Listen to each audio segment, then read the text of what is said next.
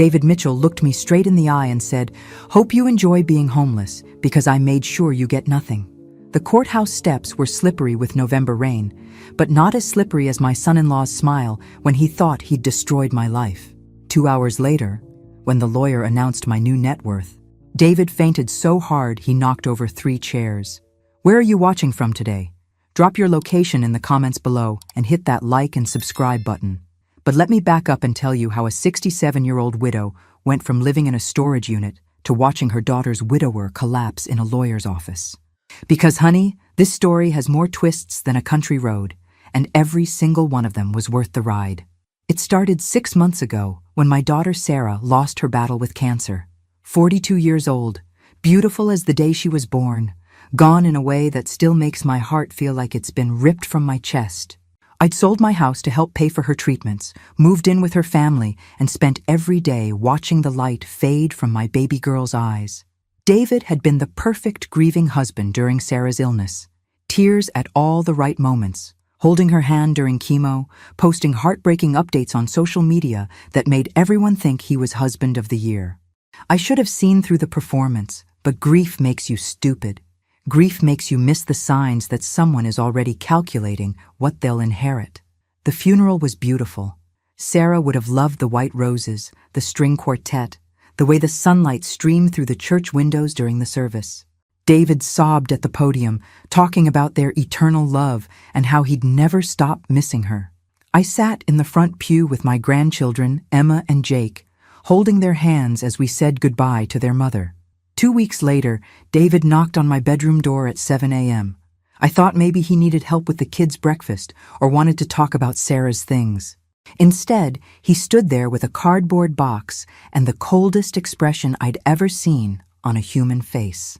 "Maggie," he said. And I should have known something was wrong because he'd never called me Maggie before.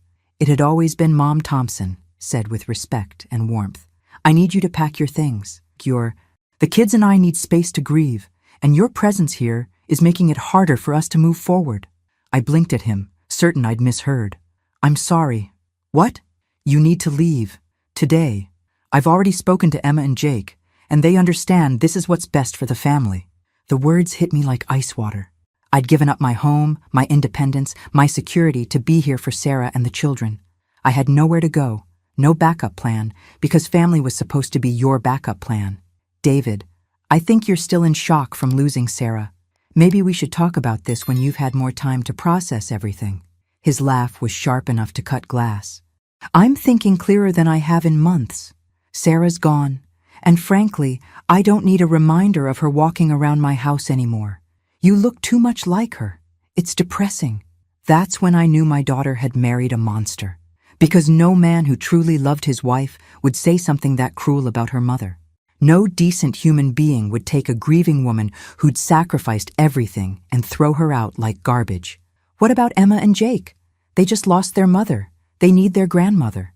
They need stability, not an old woman crying in the hallway and burning dinner because she can't see through her tears. I packed my things in 30 minutes. 47 years of memories, photos, keepsakes from my life with Sarah's father, everything that mattered to me fit into 4 cardboard boxes and 2 suitcases. David stood in the doorway watching, checking his phone, impatient for me to be gone. Emma and Jake were at school.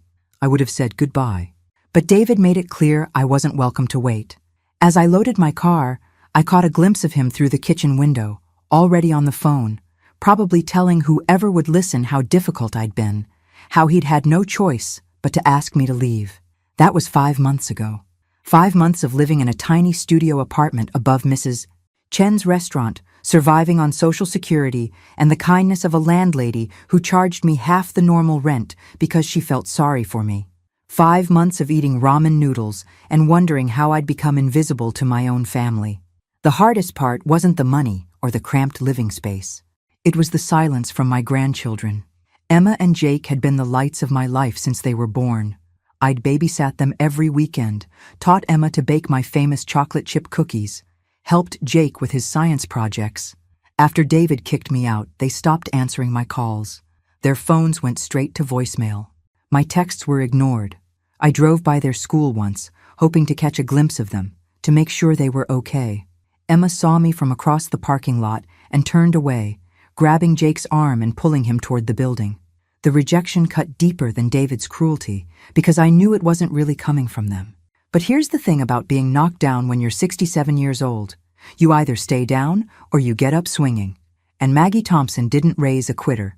She raised herself to be one, and it was time to remember that. That's when the call came about Sarah's will reading. I should have known something was off when Mr. Harrison, Sarah's lawyer, insisted on reading the will 6 months after the funeral. Most wills get handled within weeks, but he'd kept postponing, claiming there were complications with the estate that needed to be resolved. David had been frustrated by the delays, calling the lawyer's office weekly, demanding to know when he could access Sarah's assets.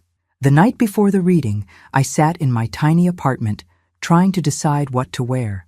I owned exactly 3 outfits that weren't from Goodwill, and none of them seemed appropriate for watching my son-in-law inherit everything my daughter had owned. I settled on my navy dress, the one I'd worn to job interviews that never panned out, and my mother's pearl earrings. I arrived at Harrison & Associates at exactly 2 p.m., 15 minutes early, because that's how my generation was raised. The law office was impressive in that old money way that makes you whisper automatically. Dark wood paneling, leather chairs that probably cost more than I spent on food in 3 months, law books that looked like they'd been arranged by an interior designer rather than actually read. David was already there, sitting in the reception area like he owned the place. He'd brought a leather briefcase, which struck me as presumptuous since he wasn't inheriting business documents, just personal belongings. When he saw me, his expression shifted to that fake sympathy he'd mastered during Sarah's illness. "Maggie," he said, standing with theatrical concern. "How are you holding up? You look thin." I wanted to tell him that people tend to lose weight when they're eating cereal for dinner most nights, but instead I just smiled. "I'm managing, David. How are Emma and Jake?" His jaw tightened slightly. "They're doing well. Adjusting. It's been hard, but we're getting through it as a family. As a family. Without me." The message was crystal clear. Mr. Harrison emerged from his office promptly at 2 p.m., a distinguished man in his 60s with kind eyes and an expression I couldn't quite read. "Mrs. Thompson, Mr. Mitchell, thank you for coming. Please come in." His office was even more impressive than the reception area. Floor-to-ceiling windows overlooked downtown, and his desk was massive enough to land a small aircraft. He gestured for us to sit in the chairs facing his desk, David immediately claiming the one closest to the window. "Before we begin," Mr. Harrison said, settling behind his desk, "I want to express my condolences again on Sarah's passing. She was a remarkable young woman, and her loss is felt by everyone who knew her." David nodded solemnly. I just gripped my purse tighter and tried not to think about my daughter's last words to me in the hospital. "Take care of my babies, Mom. Don't let them forget how much I loved them. Some promises are impossible to keep when the other parent cuts you out of their lives completely." "Now then, Mr. Harrison continued, opening a thick folder. "Sarah's will is relatively straightforward, but there are some specific instructions she wanted followed. David, as her husband, you are named as the primary beneficiary for the house, her car, and her personal checking account." David leaned forward, pulling a pen from his briefcase like he was about to sign important documents. "What about the life insurance policy? That will be addressed momentarily. Sarah also left specific items to her children. Emma is to receive her grandmother's china set and her jewelry collection when she turns 18. Jake gets her book collection and the piano." I smiled at that. Sarah had been a voracious reader, just like her father, and she'd taught Jake to play piano from the time he was 5. These bequests showed how well she'd known her children, what would matter to them as they grew up. "And for you, Mrs. Thompson," Mr. Harrison said, looking directly at me. "Sarah left her photo albums, her recipe collection, and a letter." A letter. My throat tightened with emotions I'd been holding back for 6 months. David shifted impatiently in his chair. "That's very touching," he said. "But can we discuss the financial assets? The life insurance, her retirement account, any investments?" Mr. Harrison's expression remained neutral. "Of course. Sarah had a $150,000 life insurance policy through her employer. However, there was a beneficiary change made 6 weeks before her death." David's pen stopped moving.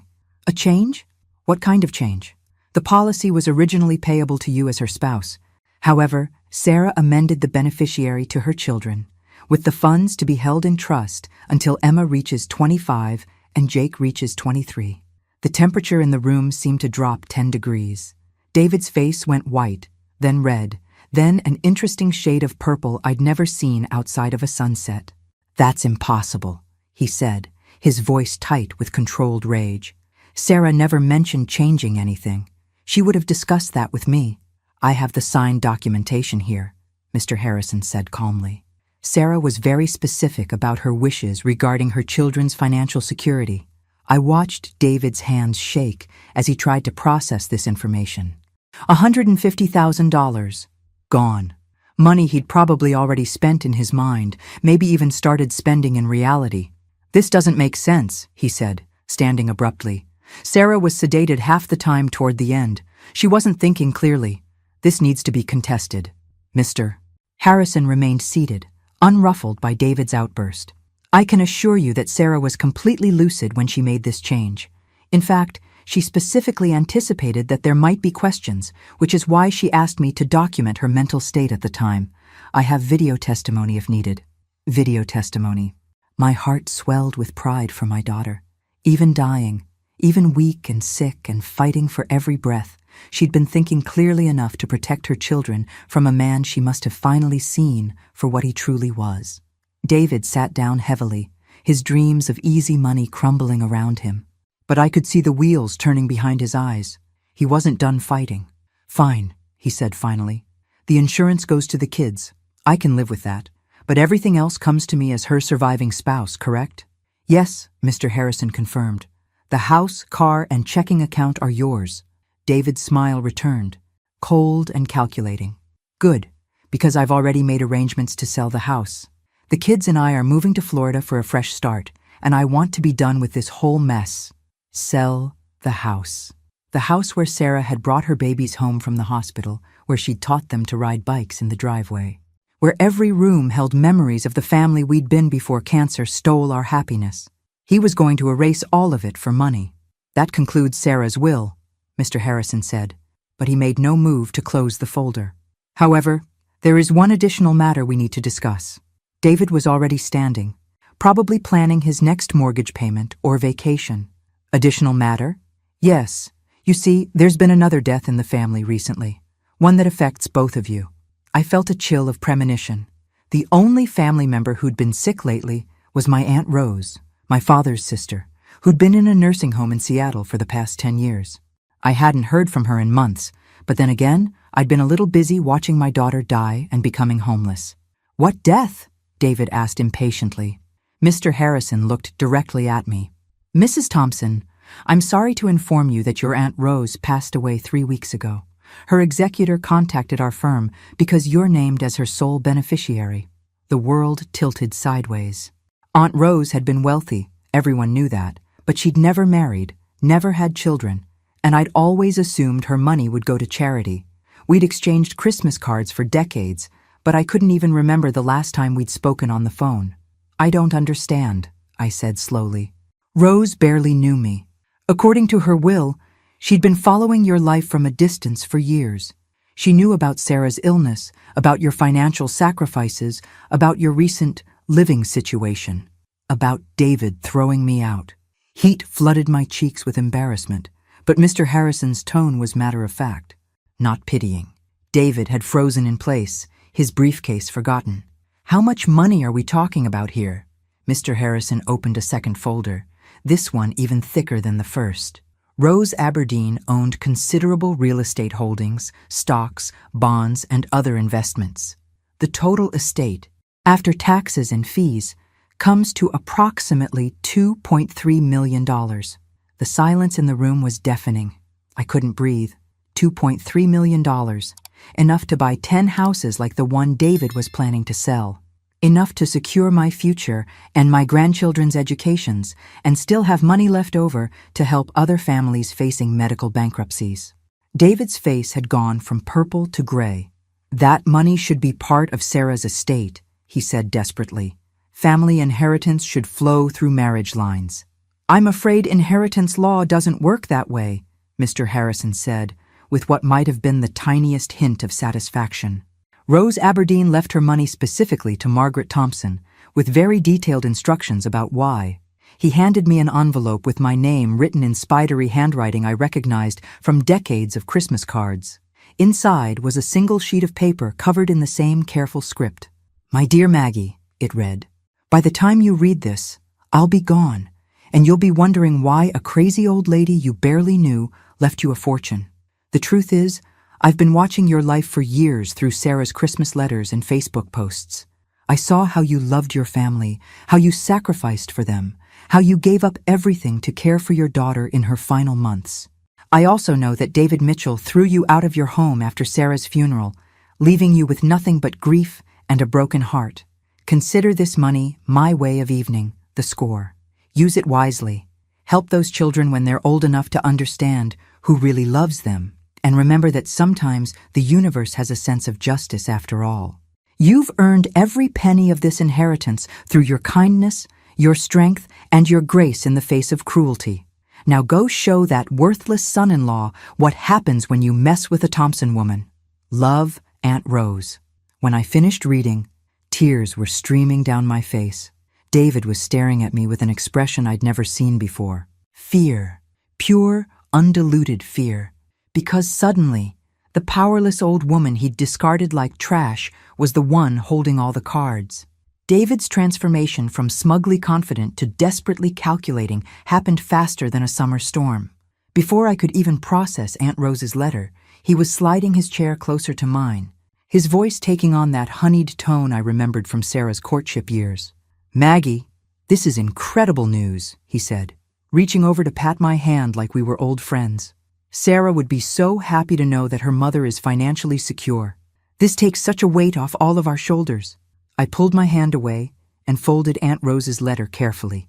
20 minutes ago, this man had been calculating how quickly he could cash Sarah's life insurance check. Now, he was acting like my sudden wealth was something that affected him personally. "I'm still processing this myself, David," I said quietly. Of course. It's overwhelming." His smile was so bright it could have powered a small city. "But this is wonderful for the children, too. I mean, with your resources and mine combined, we can really make sure Emma and Jake have everything they need." Combined. There it was. He was already figuring out how to get his hands on my inheritance. Mr. Harrison cleared his throat. "Mrs. Thompson, there are some documents you'll need to sign, and I'll need to schedule an appointment to discuss the various accounts and properties you've inherited. It's quite complex." "Properties?" I asked. Rose owned a beachfront cottage in Maine, a downtown Seattle condo, and 3 rental properties in Portland. Plus, there's the stock portfolio, several CDs, and a money market account. You'll want to work with a financial advisor to develop a management strategy. David was practically vibrating with excitement. "Maggie, you should come home with us tonight. We need to celebrate as a family, and there's so much to discuss. The kids will be thrilled to see you." 6 months ago, I would have believed him. 6 months ago, I would have thought the money had somehow made me worthy of love again. But living on ramen noodles and silence teaches you to recognize hungry wolves even when they're wearing sheep's clothing. "That's very kind, David, but I think I need some time to let this sink in." "Nonsense," he said, standing and extending his hand like he expected me to take it. "Your family. This is exactly the kind of news that brings families together." I remained seated. Funny how money does that. His smile flickered for just a moment. "What do you mean?" 6 months ago, I was a depressing reminder who needed to be removed from your house for the children's emotional well-being. Today, I'm family again. The only thing that changed was my bank balance. Mr. Harrison was watching this exchange with the fascination of someone witnessing a chess match between a master and someone who just learned the rules. David's face cycled through several emotions before settling on wounded innocence. "Maggie, I think you misunderstood my position back then. We were all grieving, making decisions that seemed right at the time, but maybe weren't ideal. I've regretted asking you to leave from the moment you drove away." "Have you?" I stood up, gathering my purse. "Because when I called last Christmas to talk to Emma and Jake, you told me they were too busy to come to the phone. When I sent birthday presents, they were returned unopened. When I showed up at Jake's baseball game 3 months ago, You told the security guard I was harassing your family. Each fact I recited made his expression tighter. He'd probably forgotten half of these incidents, dismissing them as easily as he'd dismissed me. There were misunderstandings, he said weakly. No, David. There was cruelty. Deliberate, calculated cruelty designed to erase me from my grandchildren's lives so completely that they'd forget I ever mattered to them. Mr. Harrison stepped in smoothly. Mrs. Thompson, shall we schedule a time for you to come back and handle the inheritance paperwork? Perhaps next week when you've had time to process everything? That would be perfect, I said, grateful for the interruption. Thank you for everything, Mr. Harrison. David followed me to the elevator, his desperation becoming more obvious with each step. Maggie, please don't leave angry. Sarah wouldn't want this between us. She'd want us to come together for the children's sake. The elevator doors opened, and I stepped inside. You know what Sarah wanted, David? She wanted her children to know their grandmother loved them. She wanted them to have stability and security and family connections that would last their whole lives. Instead, you taught them that love is conditional, that family can be discarded when it becomes inconvenient. That's not fair, he protested as the doors started to close. Neither was throwing out a grieving woman with nowhere to go, I replied. But life has a funny way of balancing the scales. The last thing I saw before the elevator doors shut completely was David's face, pale and desperate, as he realized that the powerless woman he'd discarded was now the one person who could change his children's futures. I drove home to my tiny apartment in a daze, my mind reeling with numbers that seemed too large to be real. $2.3 million, enough money to buy dignity, security, choices. Enough money to make David Mitchell very, very sorry he'd ever underestimated Maggie Thompson. But first, I needed to figure out what kind of woman I wanted to be with this power. Because Aunt Rose was right about one thing. The universe did have a sense of justice. The question was what I planned to do with it. My phone started ringing at 6 a.m. the next morning. I ignored it. Then it rang again at 6:15, 6:30, and 6:45. By the time it rang for the fifth time at 7 a.m., I was awake anyway. So I answered without checking the caller ID. Grandma Maggie? Emma's voice was tentative, smaller than I remembered. Dad said, he said you inherited some money? My heart broke and soared simultaneously. After 6 months of silence, my granddaughter was calling me, even if it was about money. Hello, sweetheart, I said, sitting up in bed. Yes, my great-aunt Rose left me quite a surprise. How are you? How's school? I'm fine. Dad wants to know if you could come for dinner tonight. He said we need to talk as a family about your situation. My situation. David was already coaching her on how to approach me, probably filling her head with ideas about how wonderful it would be if Grandma came home now that she could contribute financially to the household. I'd love to see you, Emma, but I'm not sure about dinner. Your father and I have some things we need to work out first. He said you were angry about some misunderstanding from before, but that families should forgive each other. Her voice had that rehearsed quality that told me she was repeating David's words verbatim. What do you think about that? I asked carefully. There was a long pause. I missed you at my birthday party, she said finally. So quietly I almost didn't hear her. I looked for you, but Dad said you were too busy to come. I closed my eyes, fury and sadness warring in my chest. David had told me Emma didn't want to see me. He'd told Emma I was too busy to see her. The lies went both ways, designed to keep us apart and break the bond between us. I wanted to be there more than anything, I said. I wasn't too busy. I wasn't invited. Oh, another long pause. Dad says you might help pay for my college now. And there it was. David had already started the campaign, making sure the children understood that my worth was tied to my ability to finance their futures. It was manipulative and disgusting, but also revealing. He was scared enough to show his hand this early, which meant he knew he was in a weak position. Emma, can you do something for me? Can you tell your father that I'll consider having dinner with the family, but only if he and I talk privately first? Just the two of us. Okay. He's going to ask what you want to talk about. Tell him I want to discuss the past 6 months.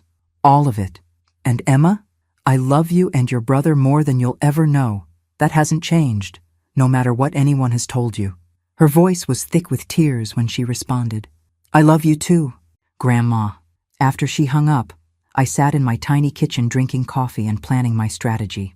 Because make no mistake, this was war now. David had used my grandchildren as weapons against me, turning them into unwitting soldiers in his campaign to erase my presence from their lives. But now I had resources he desperately needed, and it was time to negotiate from a position of strength. My phone rang again at 10 a.m. David this time, his voice carefully controlled. "Maggie, Emma said you want to talk privately before coming to dinner. Of course, I think that's wise. We have a lot to discuss."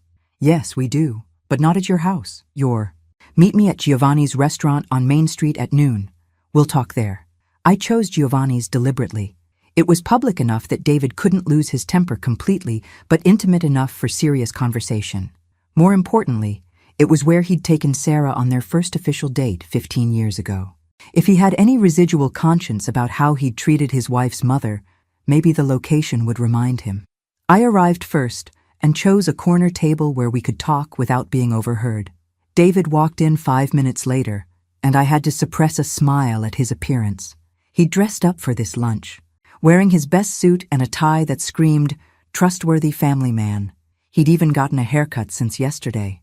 "You look wonderful, Maggie," he said, leaning down to kiss my cheek, like we were beloved family members reuniting. "I'm so happy we're doing this." I let him order wine and make small talk about the weather until our food arrived. Then I set down my fork and looked him directly in the eye. "Tell me about the life insurance money, David." He nearly choked on his pasta. "What about it?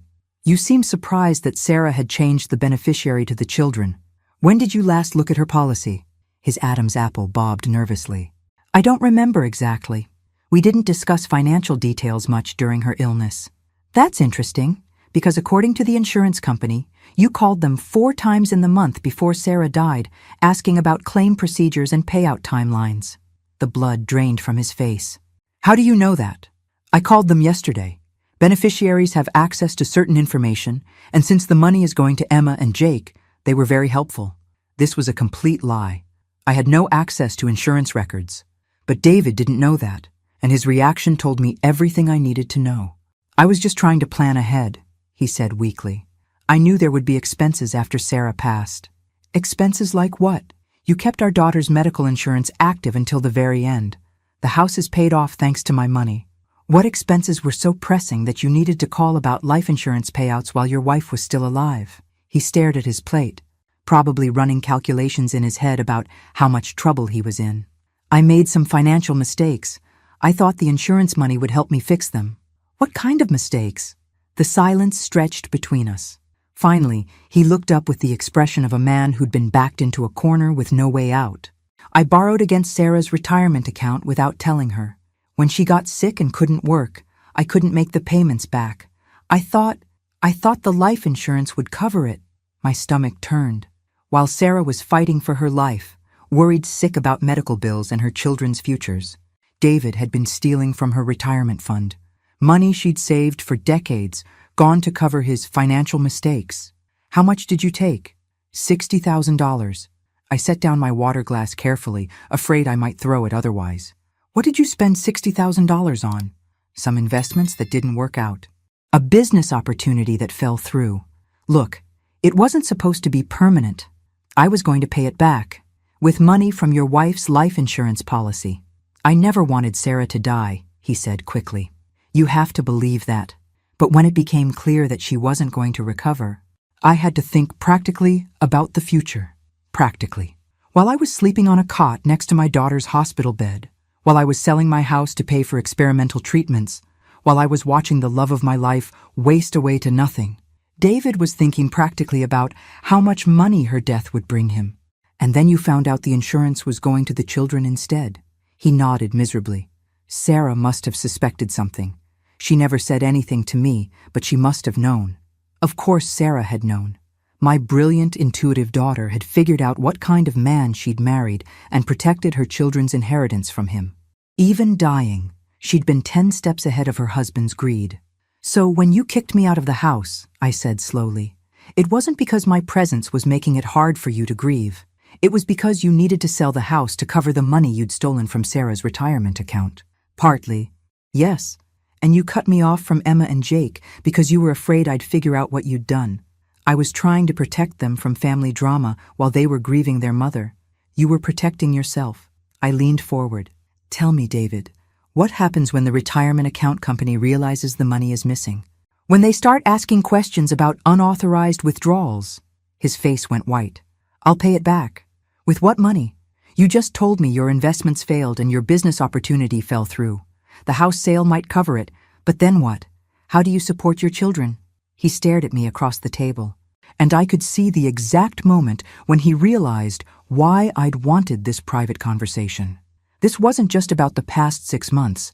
This was about the future, his children's future, all of it suddenly dependent on the goodwill of the woman he'd thrown away like garbage. I'll figure it out, he said finally. Will you? I reached into my purse and pulled out a manila envelope.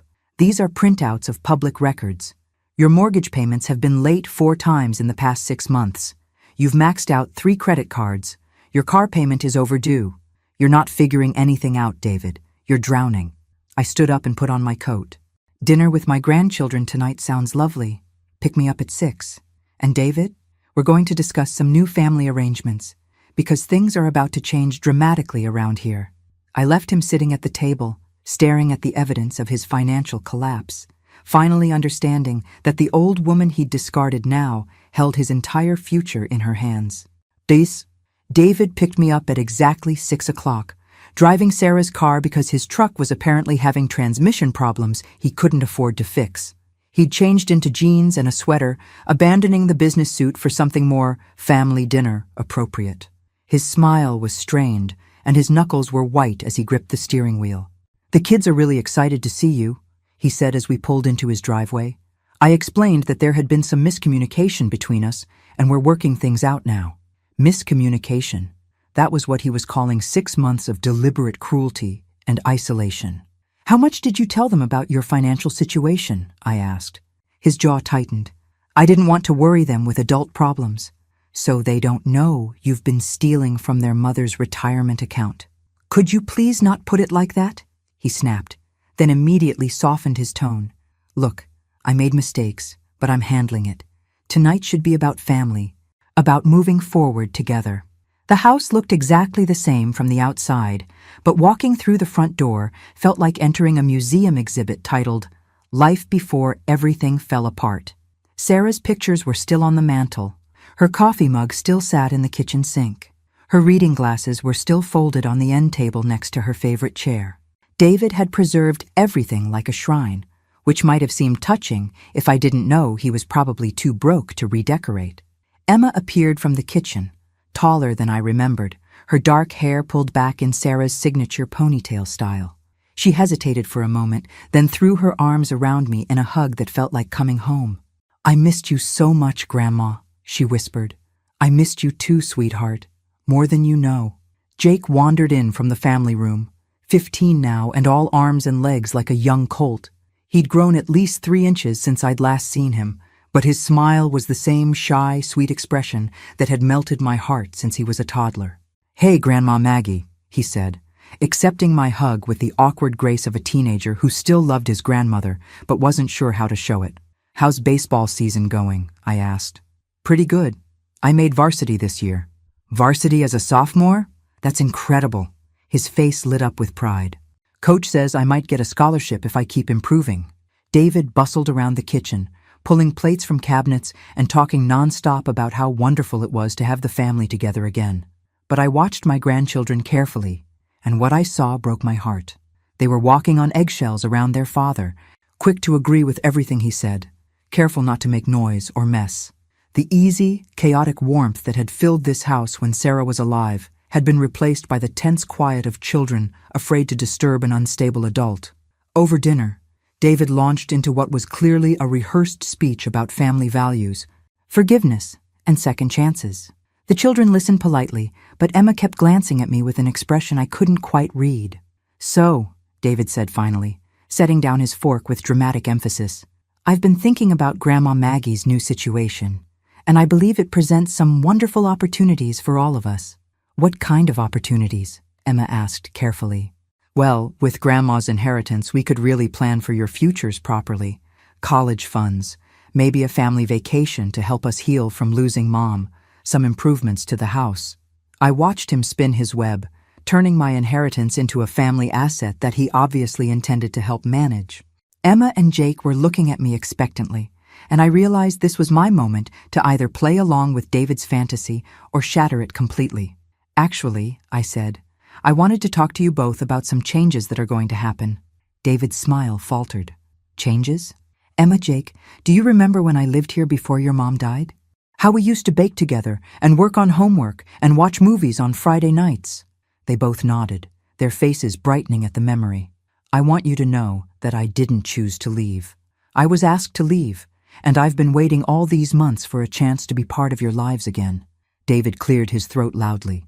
Maggie, I think we agreed to move forward, not rehash old misunderstandings.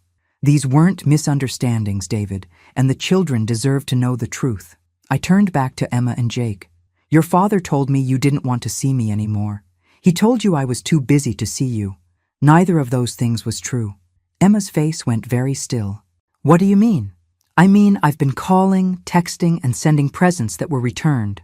I've been showing up at your school events only to be told I was unwelcome. I've been living in a tiny apartment above a restaurant, missing you every single day and wondering why you'd stopped loving me. We never stopped loving you, Jake said quietly. Dad said you needed space to grieve and that you'd call when you were ready. The silence that followed was deafening. I could see the pieces clicking together in Emma's mind. The intelligent girl who'd inherited her mother's sharp instincts, finally understanding how thoroughly she'd been manipulated. So, she said slowly, when I asked why Grandma didn't come to my birthday party, and you said she was busy, she was standing outside the fence at your softball game 3 months ago, I said gently. But your father told security she was bothering the family. Emma's face crumpled. Dad, is that true? David was trapped, and he knew it. He could lie, but Emma was old enough now to fact-check his stories. He could tell the truth, but that would expose him as the manipulator he'd become. He chose a middle path that satisfied no one. I was trying to protect you from adult complications, he said. Your grandmother and I had some disagreements about what was best for the family, and I thought it would be easier if we worked them out privately. By cutting me off from my grandchildren for 6 months? I asked. By making them think I'd abandoned them? That wasn't my intention. Emma stood up abruptly. I need some air, she said, and walked out onto the back deck.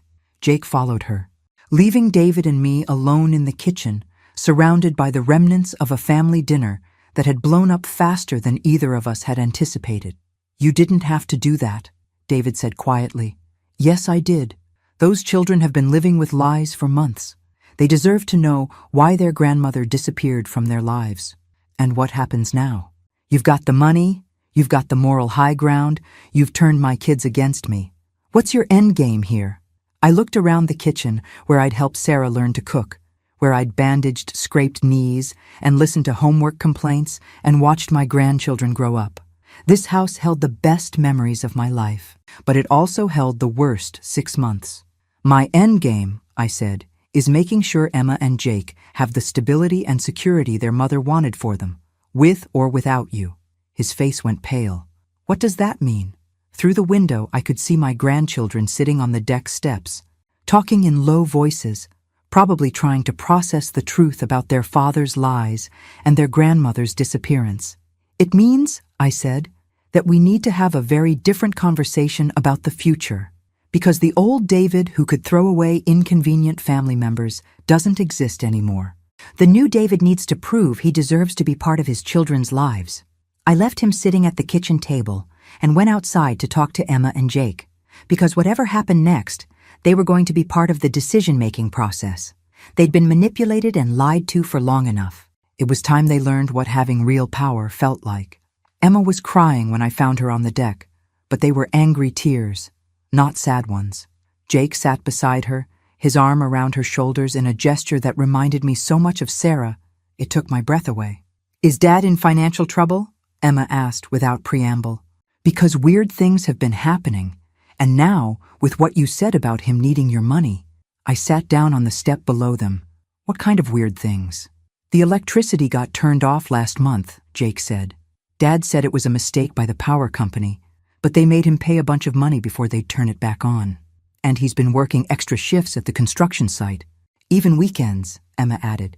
He said it was to save money for our college funds, but if Mom had a retirement account, these children were too smart for their own good. Or maybe they were exactly as smart as they needed to be to survive a parent who'd been lying to them for months. Your father made some financial mistakes, I said carefully. He's trying to fix them, but it's complicated. Did he steal Mom's money? Emma asked directly. The question hung in the air between us. I could lie, protect David's image as their father, maintain the fiction that adults always made good choices. Or I could trust these children with the truth and let them start making informed decisions about their own lives. He borrowed money from her retirement account without permission, I said finally. He was hoping to pay it back, but his investments didn't work out. Emma's tears stopped. Her face went very calm, very still, in a way that reminded me of Sarah when she was furious. So he stole from Mom while she was dying, and then he kicked you out because he was afraid you'd find out. Emma, I started. No, it makes sense now. Why he's been so weird about money. Why he freaked out when Mom's life insurance went to us instead of him. Why he suddenly wants to be best friends with you again. She wiped her face with the back of her hand. How much money did Mom leave us? $150,000, split between you and Jake. Jake whistled softly. That's a lot. It's enough for college, Emma said. It's enough that we don't have to depend on Dad for everything. The calculating tone in her voice worried me. 16 was too young to be thinking about financial independence from your only living parent. But David had forced this situation by his own choices. What are you thinking, sweetheart? Emma looked at me with eyes that were far too old for her face. I'm thinking that we have options now, real options. And I'm thinking that Dad has been making decisions for us without asking what we wanted. Like what? Like moving to Florida, Jake said. He's been talking about it since Mom died, saying we need a fresh start away from memories. But this is where Mom lived. This is where our friends are, where we go to school. I don't want to move to Florida, Emma said firmly. I want to graduate from Jefferson High where Mom went. I want to go to Mom's grave whenever I need to talk to her. I want to keep living in the house where she raised us. But if your father can't afford the house payments, then maybe he shouldn't be the one making decisions about where we live, Emma said. The words hit me like a physical blow. This child was talking about choosing between her inheritance and her father, between financial security and family loyalty. It was a choice no 16-year-old should have to make, but David's lies and financial irresponsibility had created this impossible situation. Emma, I know you're angry, but your father loves you. He's made mistakes, but he's still your dad. Is he? She asked bitterly. Because a real father wouldn't lie to us for months about why our grandmother disappeared. A real father wouldn't steal from our college funds. A real father would put our needs before his pride. Through the glass door, I could see David pacing in the kitchen, probably trying to figure out how to salvage this disaster. He'd played his hand too early, gotten greedy, and now he was facing a rebellion he'd never anticipated. What do you want to happen? I asked quietly. Emma and Jake exchanged a look that spoke volumes. They'd obviously discussed this possibility before tonight. We want to live with you, Jake said. At least until we graduate. We want to stay in our schools, keep our friends, visit Mom's grave. We want to be with someone who actually wants us around. My heart broke and healed simultaneously. These children were choosing me over their father, choosing stability over blood, choosing honesty over convenience. It was exactly what I'd dreamed of for 6 months, but not like this. Never like this. That's a big decision, I said. And it's not just up to us. Your father has legal custody. He won't fight it, Emma said with certainty.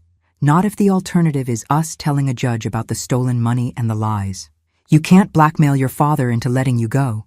Why not? She asked. He blackmailed us into staying by lying about you for months. At least our way everybody gets what they want. What does your father want?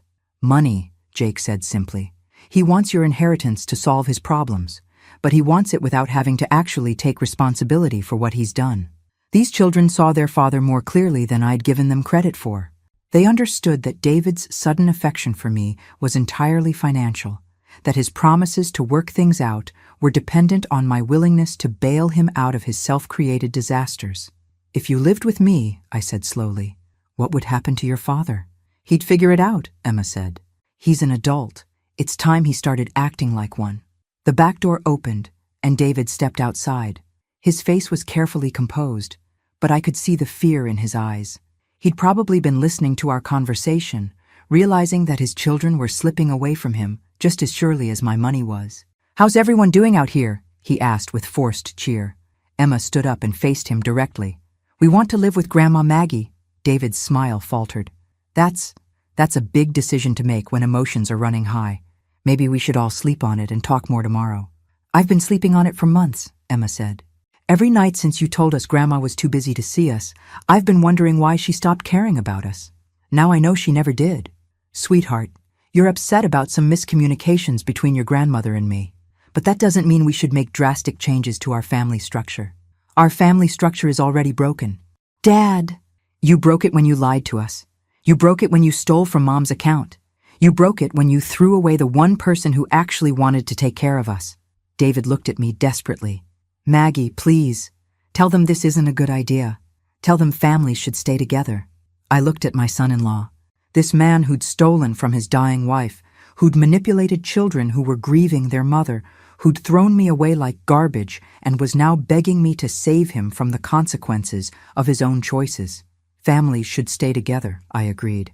But some families need to be rebuilt before they can function properly. What does that mean? Emma answered for me. It means you have some serious changes to make before we can trust you again. David stared at his daughter, probably seeing Sarah's stubborn determination in her face, realizing that the child he'd been manipulating had grown into someone who wouldn't be controlled. What kind of changes? He asked quietly. And that was when I knew we had him. Because a man who was truly confident in his parenting wouldn't need to ask his 16-year-old daughter what he needed to change. A good father would know. But David Mitchell wasn't a good father. He was a desperate man who'd painted himself into a corner, and now he was ready to negotiate his way out. The question was whether Emma and Jake were old enough to handle the power they'd suddenly found themselves wielding. The negotiation took place around Sarah's kitchen table, the same table where we'd planned her treatment schedules and discussed her funeral arrangements. It felt fitting, somehow, that this conversation about the children's future was happening in the space where their mother had made so many decisions about their welfare. David sat across from Emma and Jake, looking like a defendant facing a jury. I positioned myself at the head of the table, not quite neutral but not completely aligned with either side. The children needed an advocate, but they also needed to understand that choices had consequences for everyone. Okay, David said, his voice carefully controlled. Tell me what you want. Emma had clearly been thinking about this for longer than just tonight. She pulled out a piece of paper covered with her neat handwriting. First, we want the truth about everything. No more lies about money, about Grandma, about why you make the decisions you make. David nodded reluctantly. Okay. Second, we want to stay in this house and finish school here. No moving to Florida or anywhere else without our agreement. The house payments, David started, can be covered if you get help from people who care about us, Jake interrupted, but only if you prove you can be trusted with that help. Smart boy. He was learning that financial dependence could flow in both directions. Third, Emma continued, we want regular time with Grandma Maggie, not just when you need something from her, but because she's our family and we love her. That's fair, David said. Fourth, you get counseling. Real counseling, not just a couple sessions to make us happy. You need to figure out why you thought it was okay to lie to us about everything. David's jaw tightened. I don't need a therapist to tell me how to raise my children. You need something, Emma said firmly, because what you've been doing isn't working. I watched this exchange with a mixture of pride and heartbreak.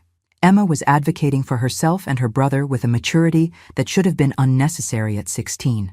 But David's lies had forced her to grow up too fast, to become her own protector when the adult who should have been protecting her had failed.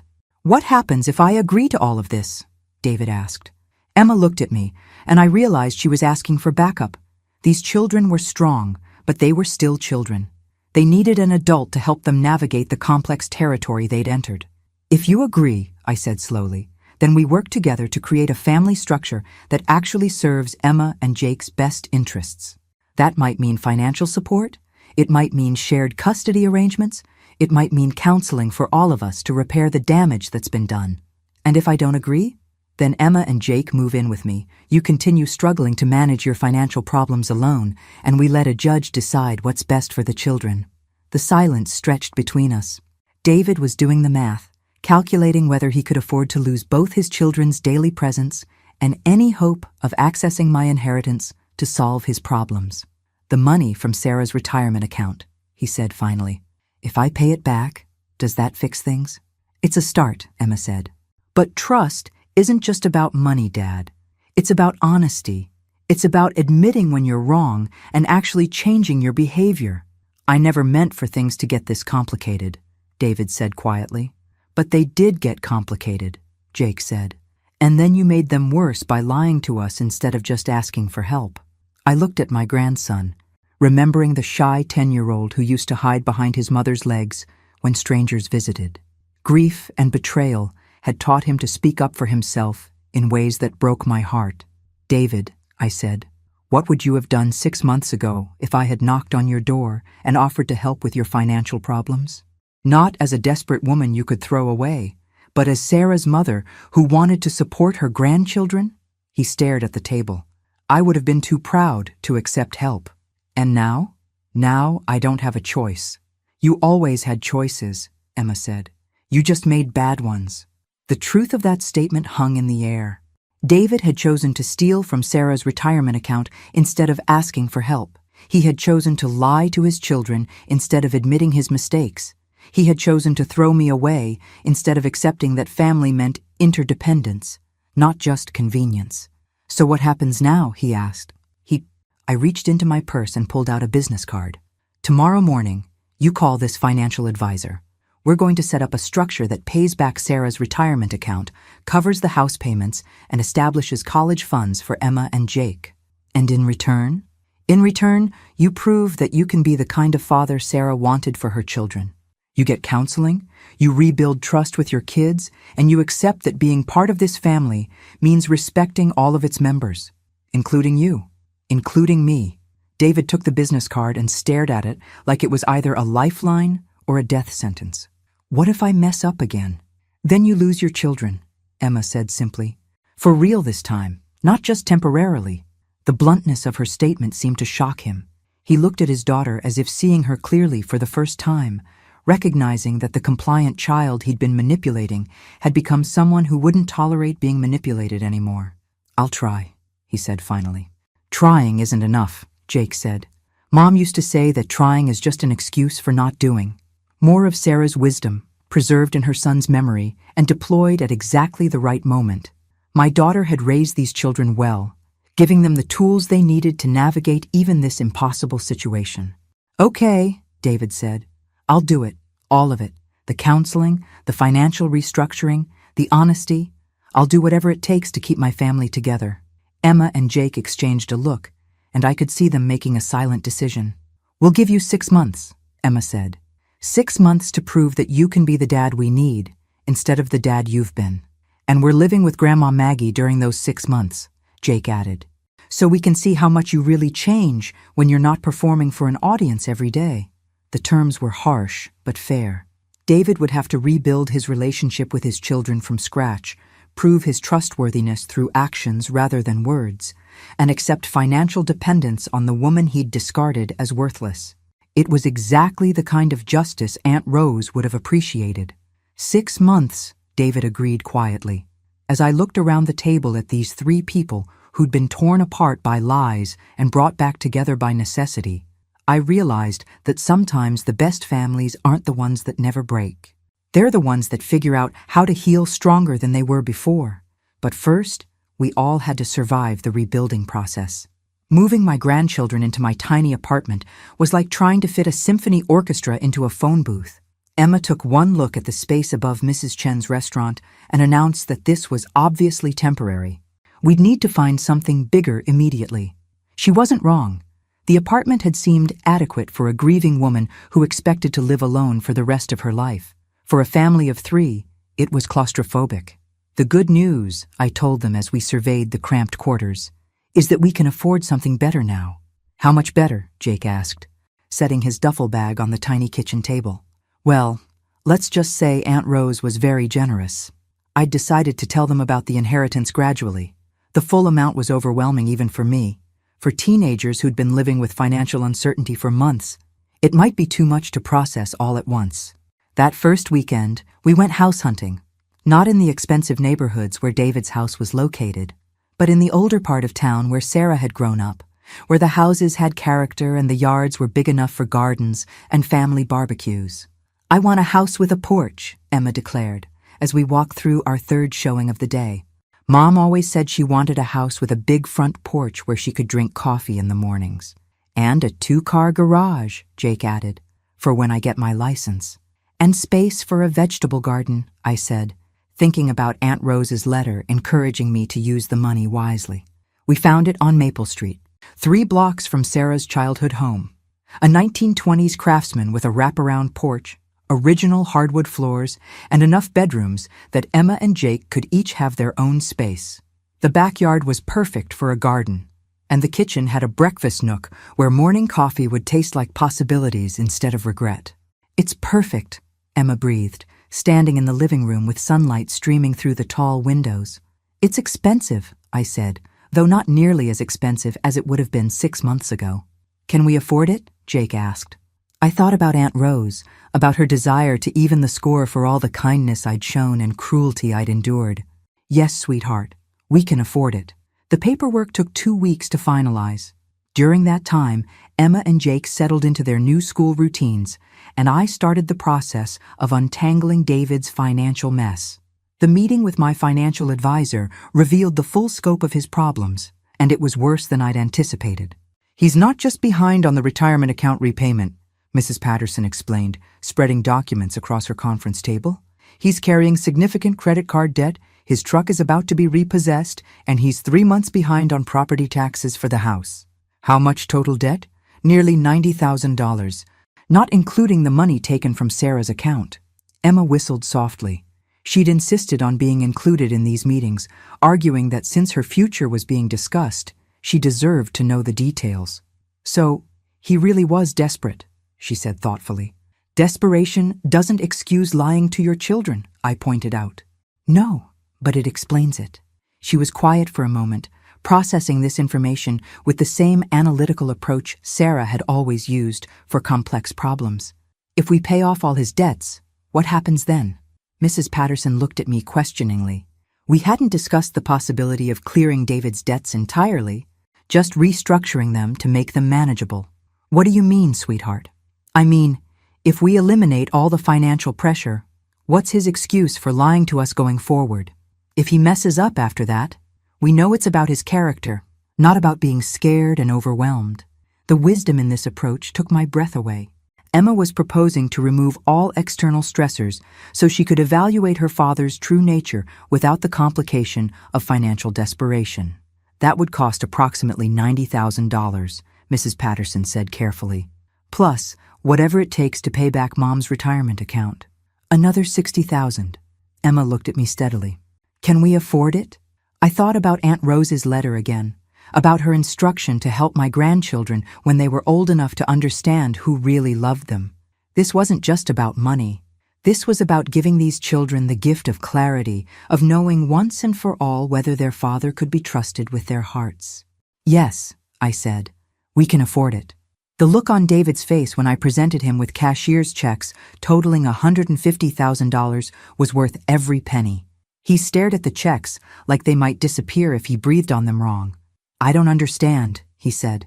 "Why would you pay off all my debts?" "I'm not doing this for you," I told him bluntly. "I'm doing this for Emma and Jake. They need to know whether your problems were caused by financial stress or by fundamental character flaws." "And now I'll find out," Emma said from her position by the window. She'd insisted on being present for this conversation too. "The slate is clean, Dad. No more excuses. No more desperate circumstances. No more reasons to lie to us about anything. From now on, every choice you make is just about what kind of person you want to be." David's hands shook as he held the checks. "This is too much. I can't accept this much help." "You're not accepting it," Jake said quietly. "It's being given to your children's future, and you just happen to benefit from it." What happens if I take this money and things still don't work out between us? Emma and I exchanged glances. We'd discussed this possibility extensively. Then you keep the money, Emma said. But we're done trying to have a relationship with you. This is your last chance to prove that you can be the father we need. No pressure, David said weakly. Actually, lots of pressure, Emma corrected. We're betting $150,000 that you're capable of becoming someone we can trust again. Don't make us lose that bet. After David left with his checks and his new mortgage on proving his worthiness, Emma and I sat in our new kitchen drinking coffee and watching Jake shoot baskets in the backyard. Do you think he'll change? She asked. I don't know, but now we'll find out who he really is underneath all the financial stress and lies. And if he doesn't change, then you and Jake will know that you tried everything possible to save the relationship. Sometimes the most loving thing you can do is give someone enough rope to either climb out of their hole or hang themselves with it. Emma was quiet for a long time, watching her brother practice his free throws. Mom would have liked this house, she said finally. Yes, she would have. She would have liked knowing that we have choices now, that we're not stuck depending on people who don't value us. Your mother always wanted you to have choices. That's why she changed her life insurance beneficiary, why she protected your inheritance. She knew that financial independence equals freedom. Is that why Aunt Rose left you all that money? To give you freedom? I smiled, thinking about a woman I'd barely known who'd understood my situation better than family members I'd lived with for years. I think she wanted to prove that kindness matters, that people who throw away good things eventually realize what they've lost. Well, Emma said. Emma, raising her coffee cup in a mock toast, here's to Aunt Rose and her sense of justice. And here's to your mother, who raised children strong enough to demand the respect they deserve. We sat there in our beautiful new kitchen, surrounded by the security that money could buy and the peace that comes from making decisions based on self-respect rather than desperation.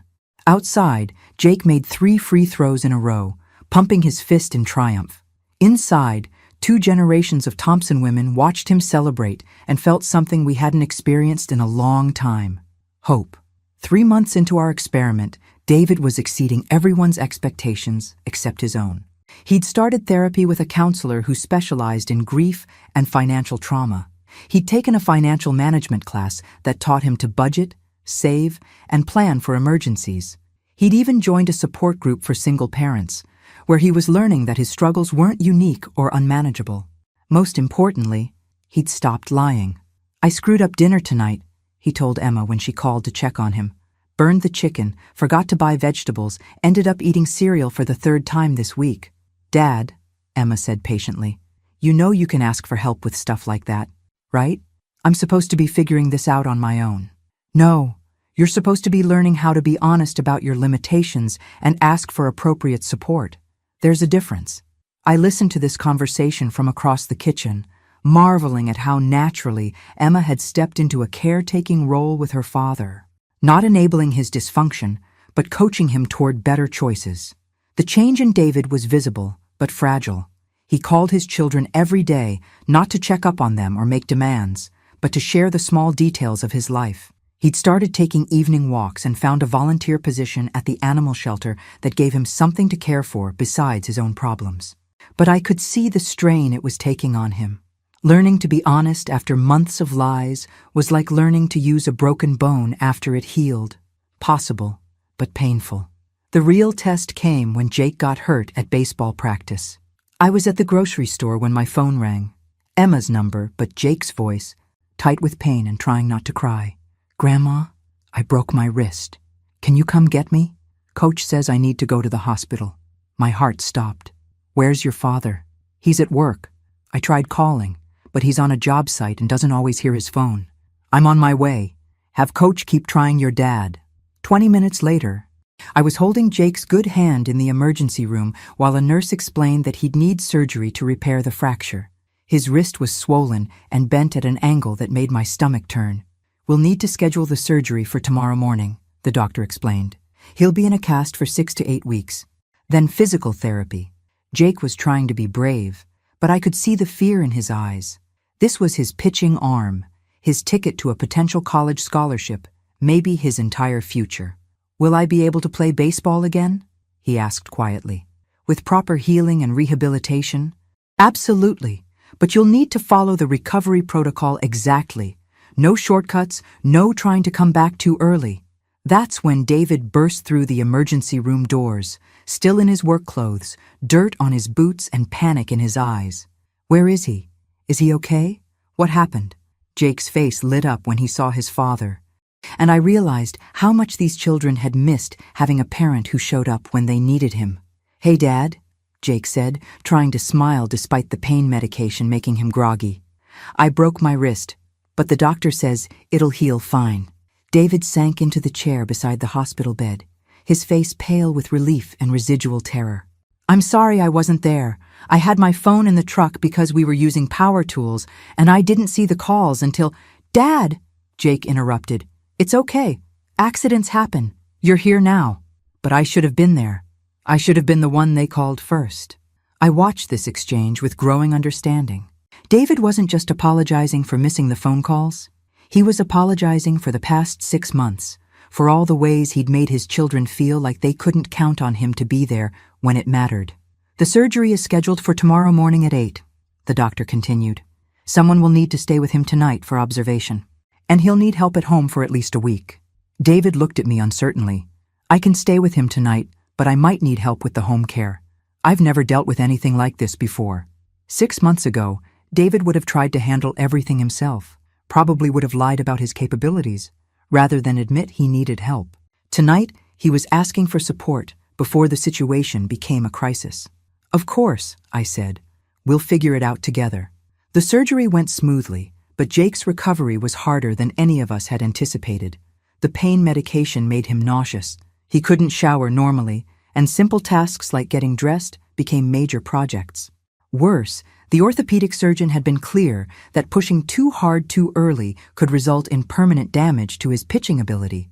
David surprised everyone by being exactly the kind of parent Jake needed. Patient with the medication schedule, helpful with daily tasks, firm about following medical restrictions, even when Jake got frustrated and wanted to do more than he was allowed. "No throwing anything until the doctor clears you," David said, when he caught Jake tossing a tennis ball against his bedroom wall 3 weeks after surgery. "It doesn't even hurt anymore," Jake protested. "Hurt isn't the same as healed. Your grandmother and I didn't pay for surgery so you could mess up your arm by being impatient." I noticed that David had started talking about us as a united front, no longer positioning himself as separate from the family structure we'd created. It was a small change, but significant. The biggest change came during Jake's follow-up appointment, 6 weeks after surgery. "The bone is healing beautifully," the doctor announced, studying the x-rays. "You can start physical therapy next week, and if that goes well, you might be cleared for light throwing by the end of the month." Jake's face broke into the first genuine smile I'd seen since the injury. "Really? I can start getting ready for next season? If you work hard in physical therapy and don't rush the process, absolutely." That night, David called a family meeting in our kitchen. Emma, Jake, and I gathered around the table while he stood nervously by the counter, clearly working up the courage to say something important. "I've been thinking," he began, "about the arrangement we made 6 months ago, about proving that I could change, that I could be the kind of father you deserved." Emma and Jake exchanged glances.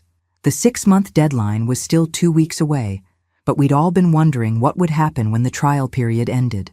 "I realize now that I can't prove I've changed just by being different for a few months," David continued. "Real change means accepting that I might keep messing up and having systems in place to handle that." "What kind of systems?" Emma asked. "Like not trying to parent you two alone anymore. Like accepting that your grandmother isn't just financial backup. She's family. Like understanding that asking for help isn't weakness. It's wisdom." He sat down at the table with us, no longer standing apart from the group. "What I'm trying to say is that I don't want to go back to the way things were before, even if you're willing to forgive me. I want us to keep being a family the way we are now, with everyone's voice mattering, everyone's needs being considered." Jake leaned forward. "Does that mean you want us to keep living with Grandma? I want you to live wherever you feel safest and happiest. If that's with your grandmother, then that's what I want too." Emma stared at her father with an expression I couldn't quite read. "And if we wanted to move back in with you? Then I'd want your grandmother to be part of that household, not just a visitor.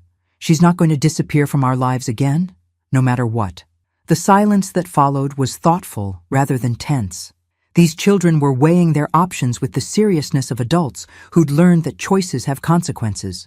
I think, Emma said slowly, that we're all different people than we were 6 months ago. Maybe we need to figure out what our family looks like now instead of trying to go back to what it used to be. What does that mean? David asked. Jake answered.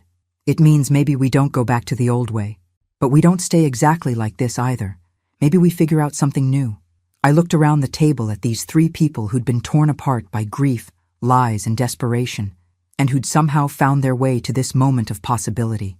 Whatever we decide, I said, we decide together. No more unilateral decisions, no more secrets, no more throwing away people who love us. David's eyes filled with tears. I'm sorry, he said. I'm so sorry for all of it. We know, Emma said gently, and we forgive you. But Dad, don't mess this up again. This is really your last chance. I won't, he promised. I swear to you, I won't. And for the first time in months, I believed him. 1 year later, I stood in the kitchen of our Maple Street house, watching David teach Jake how to make Sarah's famous chocolate chip cookies. Jake's wrist had healed perfectly, stronger than before, and he'd made the varsity baseball team as a junior.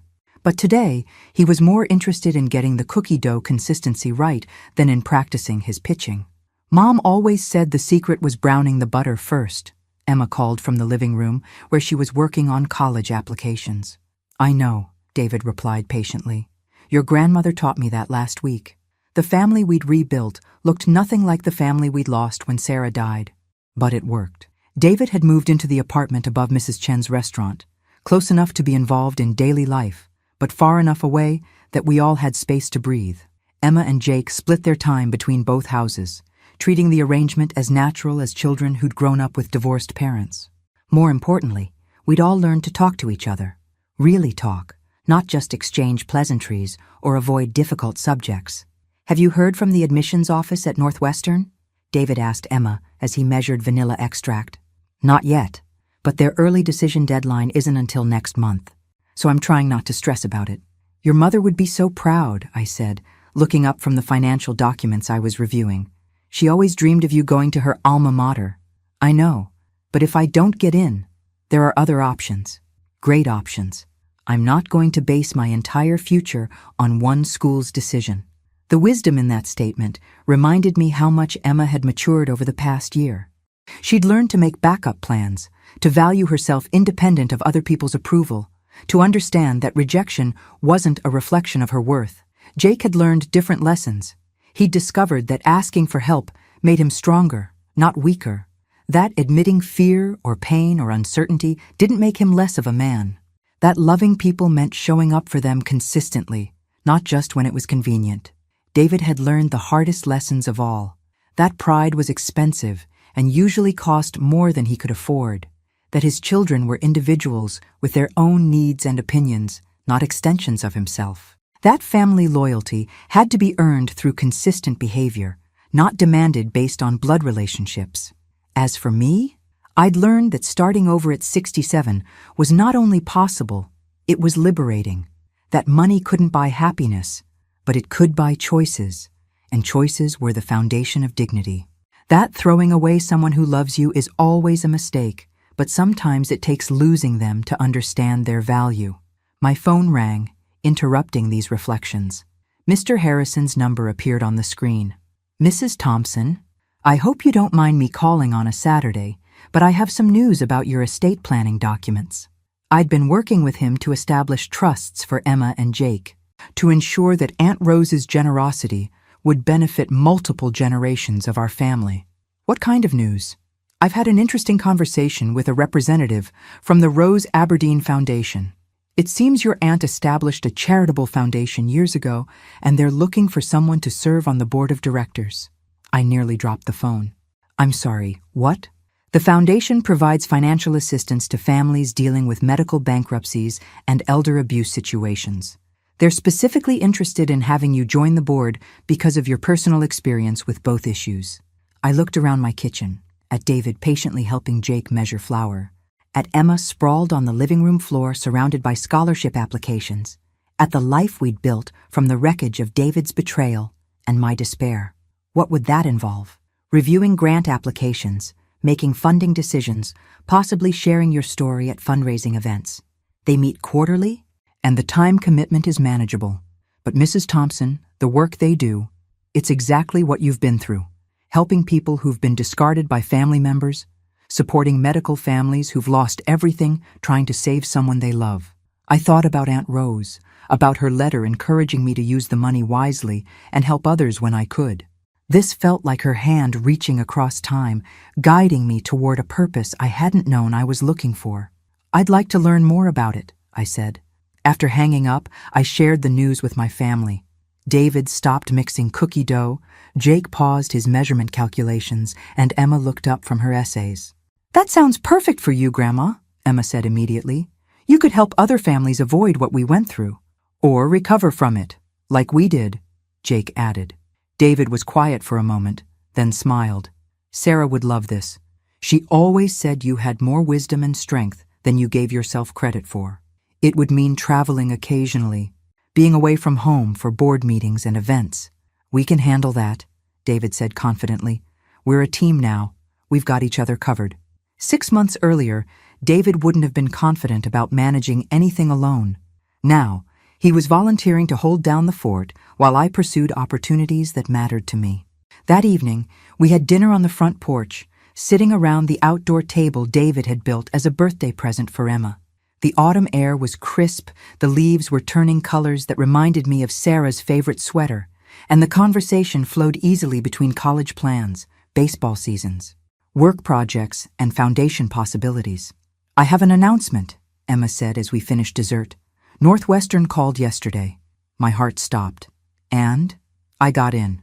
Early admission, partial scholarship. The celebration that erupted probably disturbed neighbors 3 blocks away. Jake whooped. David applauded, and I immediately started calculating scholarship amounts and remaining costs and dormitory expenses. "But," Emma continued, raising her hand for silence, "I'm not sure I want to go." The cheering stopped abruptly. "What do you mean?" David asked carefully. "I mean, Northwestern was Mom's dream for me, not necessarily my dream for myself.